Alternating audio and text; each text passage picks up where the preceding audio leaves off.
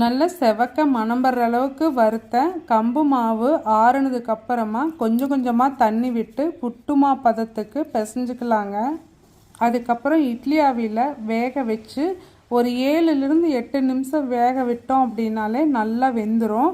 அதுக்கப்புறம் நம்மளுக்கு இனிப்பு வேணும் அப்படின்னா சுக்கு, மிளகு, கருப்பட்டி, தேங்காய் துருவல் போட்டு சாப்பிட்டிங்கன்னா சூப்பர் டேஸ்ட்டாக இருக்கும். நம்மளுக்கு காரம் வேணும் அப்படின்னா எண்ணெயில் கடுகு, கடலைப்பருப்பு, பச்சை மிளகாய், வரமிளகாய் ரெண்டுமே போட்டுக்கலாம். அதுக்கப்புறம் வெங்காயம் இதெல்லாம் போட்டு நல்லா வதங்கினதுக்கப்புறமா இந்த வேக வச்சுருக்கிற புட்டு மாவையும் சேர்த்து நல்லா கலக்கி விட்டு இடையில கொஞ்சமாக உப்பு போட்டுக்கலாங்க. அதுக்கப்புறம் கிளறி மூடி வச்சு தேங்காய் துருவல் கடைசியாக சேர்த்தணும். அப்படிங்கும்போது ஒரு சூப்பர் டேஸ்டான கம்பு உப்புமா ரெடி. இதே மெத்தேடு தான் கோதுமை மாவுக்கும் மக்காசோள மாவுக்கும் கண்டிப்பாக ட்ரை பண்ணி பாருங்கள். ரொம்ப நல்லா